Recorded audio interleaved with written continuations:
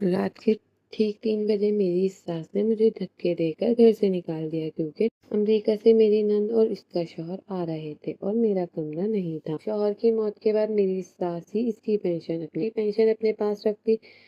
जब मैं खर्च के लिए पैसे मांगती तो वो मुझ पर जुल्म करती और मुझे जलील करती। रोती हुई अपने शौहर के गांव वाले घर चली गई। एक रात पानी पीने के लिए उठी तो अचानक अलमारी के अंदर से किसी औरत के रोने की आवाज आने लगी। डरते डरते मैंने अलमारी खोली तो मेरे रोंगटे खड़े हो गए क्योंकि मेरा नाम सहर है। मेरी शादी को सिर्फ 5 साल हुए थे कि एक सड़क हादसे ने मेरी पूरी दुनिया उजाड़ दी। मेरे शौहर सरकारी मुलाजिम थे। इनकी अचानक मौत के बाद मैंने सोचा था कि कम अज कम इनकी पेंशन से मेरी जिंदगी का कुछ सहारा बन जाएगा, मगर ऐसा कुछ नहीं हुआ। मेरी सास ने शुरू ही से तमाम कागजात अपने कब्जे में लिए। बैंक का एटीएम कार्ड, पेंशन की फाइल और दूसरे तमाम जरूरी दस्तावेज इन्हीं के पास थे। वो हर महीने पेंशन को निकालती थी और जब मैं खर्च के लिए चंद हजार रुपए मांगती तो मुझे ऐसे देखती जैसे मैं कोई भिखारी हूँ। वो हमेशा यही कहती कि ये पैसे इनके बेटे की कमाई है, मेरा इन पर कोई हक नहीं। मैं जानती थी कि कानून इस बात की इजाजत नहीं देता, मगर मेरे पास ना पैसे थे, ना कोई सहारा और ना ही ऐसा रिश्तेदार जो मेरा साथ देता। मेरे ससुर का इंतकाल कई साल पहले हो चुका था। घर में सिर्फ मेरी सास, मेरी नंद सानिया और मैं रहते थे। सानिया शादी के बाद अपने शौहर के साथ अमेरिका मुंतकिल हो गई। वो साल में एक बार चंद हफ्तों के लिए पाकिस्तान आती और आते ही घर का माहौल मजीद खराब हो जाता। इसे शुरू ही से मुझसे नफरत थी। वो हर बार यही कहती, अगर फाज जिंदा होते तो अपनी माँ को तकलीफ ना होने देती, मगर मैं इनके मरने के बाद भी इनके पैसों पर नजर जमाए बैठी हूँ। मैं खामोश रहती क्योंकि मेरे पास जवाब देने की हिम्मत नहीं थी। एक रात तकरीबन 3 बजे मेरी नींद जोर जोर से दरवाजा पीटने की आवाज से खुली। मैं घबरा कर उठी तो देखा सास गुस्से से दरवाजा खटखटा रही थी। जैसे ही मैंने दरवाजा खोला तो उन्होंने मेरा बाजू पकड़ा और गुस्से से बोली, जल्दी अपना सामान उठाओ, सानिया और उसके शौहर सुबह के फ्लाइट से पहुंच रहे हैं, तुम्हारा कमरा नहीं चाहिए। मैंने हैरत से कहा, अम्मी इतनी रात को मैं कहाँ जाऊंगी, सुबह तक रुकने दें। उन्होंने मेरी एक ना सुनी। मेरी अलमारी से कपड़े निकालकर बैग में भर दिए और मुझे धक्के देते हुए घर दरवाजे तक ले आई और मुझे कहने लगी, सानिया तुम्हारी शक्ल देखना नहीं चाहती। सानिया ने कहा, मेरे आने से पहले तुम्हें घर से निकाल दो, क्योंकि जब मैं भी तुम्हें देखती है तो उसे अपने मरे हुए भाई की शक्ल याद आती है। तुम्हारी नहुसत की वजह से मेरा जवान बेटा वक्त से पहले चला गया। तुम्हें देखकर सानिया गमज़दा हो जाती है, इसलिए अब तुम्हारे लिए इस घर में कोई जगह नहीं। अगर तुम्हारे पास मेरे बेटे की औलाद होती तो शायद मैं तुम्हें बर्दाश्त कर लेती, मगर तुम मेरे बेटे की वारिस भी नहीं दे पाई जिसके सहारे मैं अपना बुढ़ापा गुजार लेती। मैं रोती रही, मिन्नतें करती रही, मगर इनके दिल में कोई असर ना हुआ। उन्होंने दरवाजा मेरे मुंह पर बंद कर दिया। इस वक्त मेरे पास सिर्फ एक बैग, मोबाइल और चंद सौ रुपए थे। सड़क पर मुकम्मल खामोशी थी। मैं काफी देर तक एक बेंच पर बैठी रोती रही।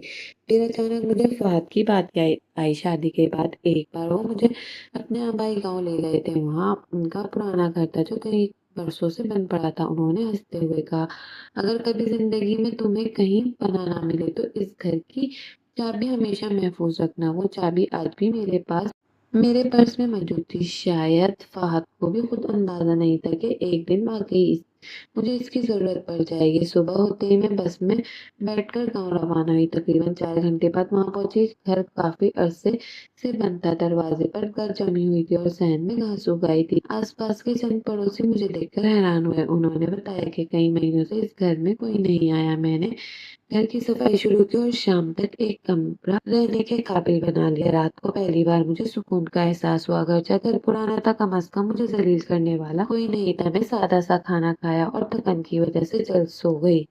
आधी रात के करीब मेरी आंख प्यास की वजह से खुली। मैं पानी पीने के लिए किचन की तरफ जा रही थी कि अचानक मुझे हल्की सी सिसकी सुनाई दी। पहले मुझे लगा शायद मेरा वहम है। मैं रुक गई। चंद लम्हे खामोशी रही, फिर दोबारा किसी के रोने जैसी आवाज आई। मेरे दिल की धड़कन तेज हो गई। मैंने पूरे घर में नजर दौड़ाई, हर तरफ खामोशी थी। मैं वापस कमरे में आ गई। चंद सेकंड बाद फिर वही सिसकी सुनाई दी। इस बार आवाज बिल्कुल मेरे कमरे की लकड़ी की पड़ी अलमारी से की तरफ से आ रही थी। मेरे हाथ कांपने लगे। मैंने खुद को समझाया, शायद कोई बिल्ली अंदर फंस गई हो या और कोई और वजह से आवाज आ रही है। मैंने मोबाइल की टॉर्च जलाई और आहिस्ता से अलमारी के करीब पहुंची। आवाज अब वाज़ेह हो चुकी थी। ऐसा लग रहा था जैसे कोई खौफ से सांस रोकने की कोशिश कर रहा है। मैंने हिम्मत करके अलमारी का हैंडल पकड़ा और दरवाजा खोला। दरवाजा खुलते ही सामने एक तकरीबन 20-22 साल की लड़की सिकुड़ी हुई बैठी थी। इसके कपड़े गर्द आलू थे, चेहरे पर खराशें थीं और खौफ से बुरी तरह कांप रही थी। मुझे देखते ही वो चीखने लगी, बराए करम मुझे इस आदमी के हवाले मत करना, वो मुझे मार डालेगा, प्लीज मुझे बचा ले। मैं चंद लम्हों के लिए बिल्कुल साकित रह गई। मुझे यकीन नहीं आ रहा था कि कई माह से बंद पड़े इस घर में अलमारी में एक जिंदा लड़की छुपी हुई है। मैंने फौरन इसे पानी दिया और सुकून करने की कोशिश की। इसकी हालत ऐसी थी कि वो मुसलसल दरवाजे की तरफ देख रही थी, जैसे किसी भी लम्हे कोई अंदर आ जाए। मैंने लड़की को पानी पिलाया तो इसके हाथ बुरी तरह कांप रहे थे। वो बार बार दरवाजे की तरफ देख रही थी। मैंने नरमी से पूछा, तुम कौन हो और यहाँ कैसे पहुंची? उसने गहरा सांस लिया, मगर बोलने की हिम्मत न हुई। चंद मिनट बाद इसने आहिस्ता आवाज में कहा, मेरा नाम मनाल है। 3 दिन पहले कॉलेज से घर जा रही थी। रास्ते में एक सफेद वैन मेरे करीब आकर रुकी। 2 आदमी ने जबरदस्ती मुझे गाड़ी में बिठा लिया। उन्होंने मेरा मोबाइल छीन लिया और मुझे मुख्तलिफ जगहों पर ले जाते रहे। कल रात वो मुझे इस घर में ले आए, क्योंकि इन्हें यकीन था कि ये मकान काफी अरसे से खाली पड़ा है। वो दोनों आपस में बात कर रहे थे कि 2-3 दिन बाद मुझे दूसरे शहर मुंतकिल कर देंगे। आज रात एक आदमी खाना लेने बाहर गया, दूसरा ने शराब पी रखी थी। मैंने मौका देखकर भाग गई, इस कमरे में आ गई। मुझे अलमारी खुली नजर आई तो मैं इसके अंदर छुप गई। मैं डर रही थी कि अगर बाहर निकली तो वो दोबारा मुझे पकड़ लेंगे। इसकी बात सुनकर मेरे जिस्म से सनसनी दौड़ गई। मैंने फौरन घर के तमाम दरवाजे और खिड़कियां अंदर से बंद कर दी। फिर अपने मोबाइल फोन से पुलिस को फोन किया। मैंने पूरी सूरत-ए-हाल बताई तो पुलिस ने कहा, हम फौरन पहुंच रहे हैं, आप किसी सूरत दरवाजा ना खोलें। चंद ही मिनट गुजरे थे कि सहन में किसी के चलने की आवाज सुनाई दी। मनाल का रंग उड़ गया। उसने खौफ से मेरा हाथ पकड़ लिया। फिर किसी ने पूरी ताकत से दरवाजा पीटना शुरू किया। बाहर से आवाज आई, दरवाजा खोलो, मुझे मालूम है वो लड़की अंदर है। मैंने एक अल्फाज भी नहीं बोला। वो मुसलसल दरवाजा पीटता रहा और गालियां देता रहा। फिर उसने दरवाजा तोड़ने की कोशिश की, मगर मजबूत कुंडी की वजह से कामयाब न हो सका। मैं दिल में दुआ करती रही कि पुलिस जल्द पहुंच जाए। चंद लम्हों बाद पुलिस गाड़ियों के सायरन की आवाज सुनाई दी। बाहर खड़ा आदमी भागने लगा, मगर गली के नुक्कड़ पर मौजूद पुलिस एहलकारों ने इसे पकड़ लिया। इसके हाथों में हथकड़ियां डाल दी। फिर थोड़ी देर बाद एक खातून पुलिस ऑफिसर घर के अंदर आई। मनाल देखते ही ज़ारों के तार रोने लगी। हम दोनों को थाने ले जाया गया। वहां मनाल ने अपने वालिद को फोन नंबर दिया। तकरीबन 2 घंटे बाद इसके वालिदैन बेचैनी की हालत में वहां पहुंचे। अपनी बेटी को जिंदा देखकर वो रो पड़े। उन्होंने मुझे बार बार दुआएं दी और बताया कि 3 दिन से वो हर जगह इसे तलाश कर रहे थे। पुलिस की तफ्तीश से मालूम हुआ कि गिरफ्तार होने वाला शख्स एक जराइम पेश गिरोह का कारकुन था। इसी की निशानदेही पर उसका दूसरा साथी भी गिरफ्तार किया गया। दोनों के खिलाफ पहले ही अगवा और संगीन मुकदमा दर्ज थे। चंद दिन बाद मनाइल के वालिद मेरे पास आए। उन्होंने कहा, आपने हमारी बेटी की जान बचाई है, हम आपका ये एहसान कभी नहीं भूलेंगे। अगर आपको कभी किसी की मदद की जरूरत हो तो हमें जरूर बताइएगा। मैंने पहले तो इनकार किया, मगर इनके बार बार पूछने पर अपनी जिंदगी की सारी हकीकत इन्हें बता दी। मैंने बताया कि शौहर के इंतकाल के बाद मेरी सास मेरी पेंशन खुद वसूल करती है, मुझे घर से निकाल दिया और मेरे पास रहने तक की जगह नहीं छोड़ी। उन्होंने फौरन वकील से मेरी मुलाकात करवाई। वकील ने तमाम सरकारी रिकॉर्ड निकलवा कर देखा तो साबित हो गया कि मेरी पेंशन गैर कानूनी तौर पर रोकी जा रही थी। चंद हफ्तों में अदालत ने फैसला मेरे हक में दे दिया। मेरी पेंशन मेरे अपने बैंक अकाउंट में मुंतकिल होने लगी। पिछले कई महीनों से रोकी गई रकम भी मुझे वापस मिल गई। जब मेरी सास को अदालत का नोटिस मिला तो उन्होंने कई बार मुझसे सुलह करने की कोशिश की, मगर मैंने साफ कह दिया, जिस दिन आपने मुझे आधी रात को घर से निकाला था, इसी दिन हमारा रिश्ता खत्म हो गया था। चंद माह बाद मैंने एक स्कूल में मुलाजमत शुरू कर दी। अब मेरे पास अपनी आमदनी भी थी और पेंशन भी। मैंने शहर में एक छोटा सा फ्लैट किराए पर ले लिया और नई जिंदगी का आगाज किया। सास भी अपनी बेटी के साथ मुल्क से बाहर चली गई, अपना घर भी बेच दिया। मनाल और उसके वालिदैन अक्सर मेरी खैरियत पूछते रहते हैं। इनकी दुआओं और कानूनी मदद की वजह से मुझे मेरा हक मिल गया। लेकिन सबसे बड़ी खुशी ये थी कि मैंने एक बेगुनाह लड़की की जान बचा ली थी। इस रात जब मैं सास के जुल्म की वजह से रोती हुई इस वीरान घर में पहुंची थी तो मुझे लगा मेरी जिंदगी खत्म हो गई है, मगर मुझे क्या मालूम था वही रात मेरी किस्मत बदलने वाली है। अगर मैं इस گھر میں نہ آتی تو شاید منال کبھی اپنے گھر واپس نہ پہنچ پاتی اور میں بھی ساری زندگی اپنے حق کے لیے آواز اٹھانے کی ہمت نہ کر پاتی۔ ایک دن منال کی والدہ نے مجھ سے نہایت محبت سے کہا، سحر بیٹی، اب وقت آ گیا ہے کہ تم اپنی زندگی کو ایک اور موقع دو۔ ہر انسان کو خوش رہنے کا حق ہے اور فہد بھی یہی چاہتے ہیں کہ تم ہمیشہ تنہا نہ رہو۔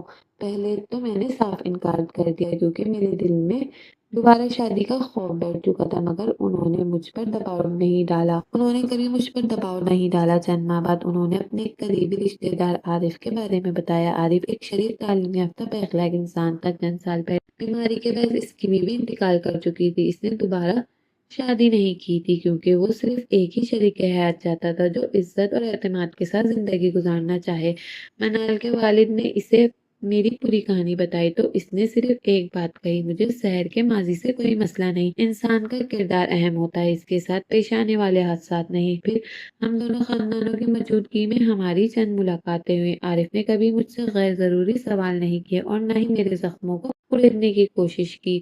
اس نے صرف اتنا کہا، میں وعدہ کرتا ہوں کہ میں تمہیں کبھی اپنے حق کے لیے کسی کے سامنے ہاتھ نہیں پھیلانا پڑے گا۔ اس کے الفاظ میں دکھاوا نہیں تھا بلکہ سچائی تھی۔ کافی سوچ وچار اور استخارے کے بعد میں نے اس رشتے کے لیے حامی بھر لی۔ سادگی سے ہماری شادی ہو گئی۔ شادی کے بعد پہلی بار مجھے احساس ہوا کہ ہر سسرال ایک جیسا نہیں ہوتا۔ عارف نے ہمیشہ میری عزت کی، میری ملازمت جاری رکھنے کی حوصلہ افزائی کی اور ہر فیصلے میں میری رائے کو اہمیت دی۔ اس کے گھر والوں نے بھی مجھے اپنی بیٹی کی طرح اپنایا۔ کسی نے کبھی میرے ماضی کو تانا نہیں بنایا بلکہ سب نے یہی کہا کہ مشکل وقت کا سامنا کرنے والے لوگ زیادہ مضبوط ہوتے ہیں۔ ایک سال بعد اللہ تعالیٰ نے ہمیں ایک بیٹے کی نعمت عطا کی۔ جب میں اپنے بچے کو پہلی بار گود میں لیا تو میں بے اختیار، میری آنکھوں سے آنسو بہنے لگے۔ مجھے وہ رات یاد آ گئی جب میری ساس یہ کہہ کر مجھے گھر سے نکال دیا تھا کہ میں اس کے بیٹے کو اولاد نہ دے سکی۔